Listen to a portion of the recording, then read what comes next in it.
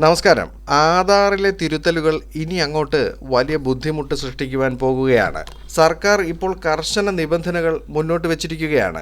ആധാറുമായി ബന്ധപ്പെട്ട് നടക്കുന്ന തട്ടിപ്പുകൾ വർദ്ധിച്ചതോടെയാണ് സർക്കാർ ഈ നടപടികളൊക്കെ കടുപ്പിച്ചിരിക്കുന്നത്. പുതിയ നിബന്ധനകൾ എന്തൊക്കെയാണ് എന്നൊന്ന് പരിശോധിക്കാം. പുതിയ ആധാർ എടുക്കുന്നതിനും നിലവിലുള്ളതിൽ തിരുത്തൽ വരുത്തുന്നതിനും നിബന്ധനകൾ കർശനമാക്കിയിരിക്കുകയാണ്.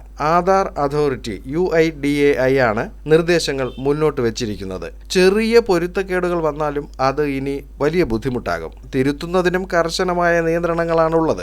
ആധാറിലെ പേരിൽ ചെറിയ തിരുത്തൽ വരുത്തുവാൻ ഇനി ഗസറ്റ് വിജ്ഞാപനം നിർബന്ധമാക്കിയിട്ടുണ്ട്. ഇത് പേരിന്റെ ആദ്യ ഭാഗവും അക്ഷരവും തിരുത്തുന്നതിനും ബാധകമാണ്. പഴയ പേരിന്റെ തിരിച്ചറിയൽ രേഖയും നൽകേണ്ടി വരും. ഇതിനായി PAN card, voter ID, driving licence, service തിരിച്ചറിയൽ കാർഡ്, പുതിയ തരത്തിലുള്ള ഫോട്ടോ പതിപ്പിച്ച SSLC ബുക്ക്, പാസ്പോർട്ട് ഇവയിലേതെങ്കിലും പേരിന്റെ തെളിവായി ഹാജരാക്കണം.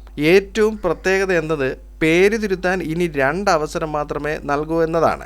ആധാർ എടുക്കുവാനും അതിലെ വിലാസം തിരുത്തുവാനും പൊതുമേഖലാ ബാങ്കിന്റെ പാസ്ബുക്ക് പലരും തിരിച്ചറിയലിനുള്ള രേഖയായി നൽകാറുണ്ട്. അതിലും ഒരു നിബന്ധന വന്നിട്ടുണ്ട്. അതായത് ഈ മേൽവിലാസത്തിന്റെ തെളിവ് ബാങ്കിന്റെ രേഖയിലുണ്ടെന്നും ഈ KYC നടപടികൾ നടത്തിയിട്ടുണ്ടെന്നും ബാങ്ക് ശാഖാ മാനേജർ ഇനി സാക്ഷ്യപത്രം നൽകണം. ഇതിനോടൊപ്പമുള്ള പൊതുമേഖലാ ബാങ്ക് നൽകുന്ന ഫോട്ടോ സഹിതമുള്ള പാസ്ബുക്കും ഹാജരാക്കണം. ഇനി ജനന തീയതി തിരുത്തുന്നതിലാണ് അടുത്ത നിബന്ധനകൾ. നേരത്തെ തന്നെ ജനന തീയതി തിരുത്തുന്നതിന് ഒരു തവണ മാത്രമേ അവസരം നൽകിയിരുന്നുള്ളൂ. ഇനി 18 വയസ്സുവരെയുള്ളവരുടെ ജനന തീയതി തിരുത്തുവാൻ അതാത് സംസ്ഥാനത്തിലെ അംഗീകൃത അധികാരികൾ നൽകുന്ന ജനന സർട്ടിഫിക്കറ്റ് മാത്രമേ പരിഗണിക്കുകയുള്ളൂ. പാസ്പോർട്ട്, SSLC ബുക്ക് എന്നിവയൊക്കെ ഒഴിവാക്കിയിട്ടുണ്ട്. 18 വയസ്സിന് മുകളിലുള്ളവർക്ക് SSLC ബുക്ക് ജനന തീയതിയുടെ തെളിവായി ഉപയോഗിക്കാം. ഇതിനായി കവർ പേജ്, വിലാസമുള്ള പേജ്, ബോർഡ് സെക്രട്ടറിയുടെ മുദ്രയും ഒപ്പമുള്ള മാർക്ക് ഷീറ്റ് എന്നിവ നൽകണം. കൂടാതെ SSLC ബുക്കിലെ പേരും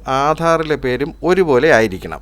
SSLC ബുക്ക് നൽകുമ്പോൾ അതിൽ മുദ്രകളോ എഴുത്തുകളോ പാടില്ല. മോശമായതും ഇരട്ട മഷിയുള്ളതും തിരുത്തിയതും വായിക്കാൻ പറ്റാത്തവയും അങ്ങനെയുള്ളവയൊന്നും സ്വീകരിക്കില്ല. ഇനി വോട്ടർ IDയുടെ കാര്യം നോക്കിയാൽ അത് പുതിയതായിരിക്കണം. അതിലെ പേരും ആധാറിലെ പേരും ഒരുപോലെ ആയിരിക്കണം. പൂർണ്ണമായ തപാൽ വിലാസവും വേണം. റേഷൻ കാർഡാണ് മേൽവിലാസത്തിന്റെ തെളിവായി നൽകുന്നതെങ്കിൽ അതിലെ പേരും ആധാറിലെ പേരും കൃത്യമായി പൊരുത്തപ്പെടണം. ഉദ്യോഗസ്ഥന്മാർ സാക്ഷ്യപ്പെടുത്തുമ്പോൾ അവരുടെ ഒപ്പ് അപേക്ഷകന്റെ ഫോട്ടോയിലും അപേക്ഷയിലും വരുന്ന തരത്തിലായിരിക്കണം. പലതരം സീലുകൾ അപേക്ഷയിൽ വന്നാൽ അതും നിരസിക്കും. കോളത്തിൽ ഉദ്യോഗസ്ഥർ സാക്ഷ്യപ്പെടുത്തുന്ന സമയത്ത് അവിടെ സർ, കേണൽ, ഡോക്ടർ എന്നിങ്ങനെയുള്ള പദവികളൊന്നും രേഖപ്പെടുത്താൻ പാടില്ല. നേരത്തെ ആധാറിൽ തിരുത്തൽ വരുത്തുവാൻ ഏതെങ്കിലും ഒരു അംഗീകൃത രേഖ മതിയായിരുന്നു. പുതിയ രീതിയിൽ ഏറ്റവും ബുദ്ധിമുട്ട് വരുന്നത് ജനന തീയതിയിൽ തിരുത്തൽ വരുത്തുന്നവർക്കാണ്. ബർത്ത് സർട്ടിഫിക്കറ്റും സ്കൂൾ സർട്ടിഫിക്കറ്റും ഒക്കെ വേണ്ടിവരും. ഗ്രാമീണ പ്രദേശങ്ങളിലുള്ള സ്ത്രീകൾ, പ്രത്യേകിച്ച് ബർത്ത് സർട്ടിഫിക്കറ്റോ സ്കൂൾ സർട്ടിഫിക്കറ്റോ കയ്യിലില്ലാത്തവർ ശരിക്കും വലയും. അവർ അംഗീകൃത MBBS doctor, MLA, MP, gazetted officer ഇവരിൽ ആരുടെയെങ്കിലും കത്ത് നൽകേണ്ടി വരും. ആധാറിലെ വിവരങ്ങൾ ആധികാരികവും കൃത്യതയും ഉള്ളതാക്കി മാറ്റുവാനാണ് സർക്കാരിൻ്റെ പുതിയ നിബന്ധനകളൊക്കെ വന്നിരിക്കുന്നത്. ആധാറിൽ ധാരാളം കൃത്രിമങ്ങളും തട്ടിപ്പുകളും നടക്കുന്നു എന്ന പരാതിയുടെ അടിസ്ഥാനത്തിലാണ് ഇത്തരം നിയമങ്ങൾ കർശനമാക്കിയിരിക്കുന്നത്. ഇതുമൂലം നിരവധി പേർക്ക് വലിയ ബുദ്ധിമുട്ടുകളും അലച്ചിലും ഉണ്ടാകും എന്ന കാര്യം ഉറപ്പ് തന്നെയാണ്. മറ്റൊരു വീഡിയോയിൽ മറ്റൊരു വിഷയവുമായി വീണ്ടും കാണാം. ചാനൽ സബ്സ്ക്രൈബ് ചെയ്യുക. വീഡിയോയ്ക്ക് ലൈക്ക്, കമൻറ്റ്, ഷെയർ എന്നിവയൊക്കെ നൽകുക.